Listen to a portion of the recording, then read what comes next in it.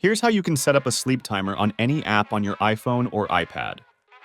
A lot of iOS apps have built-in sleep timers like this one here, but recently I got frustrated because I wanted to listen to videos or audio in different apps when going to sleep, but not every app has a sleep timer.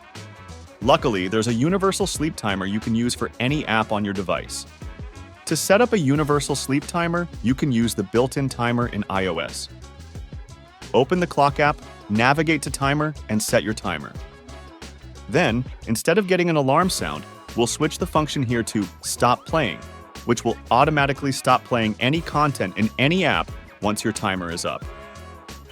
Start your timer and you're all set. I'm going to hop into Spotify just to see how this works, and as you'll see, when I hit the 1-minute mark, my phone stops the music and takes me to my lock screen. And there it is.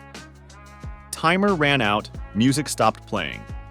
You can use this with YouTube, or really any app that plays any type of media. Also, once you have the Stop Playing function set, you can easily turn on the timer from your control center, so you don't have to navigate to the clock app every time you want to use a sleep timer. Technically, you should also be able to use this on a Mac, but when I try to use it on macOS Sonoma, it never stops playing music or videos when my timer is up. Might be a software bug, I'm not sure, but give it a try if you need a sleep timer for your computer. Maybe you have better luck than I do. So that's how you set up a sleep timer for any app on iOS.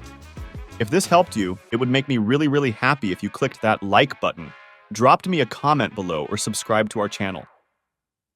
All engagement helps our small channel to grow, and I really hope to see you in the next tutorial.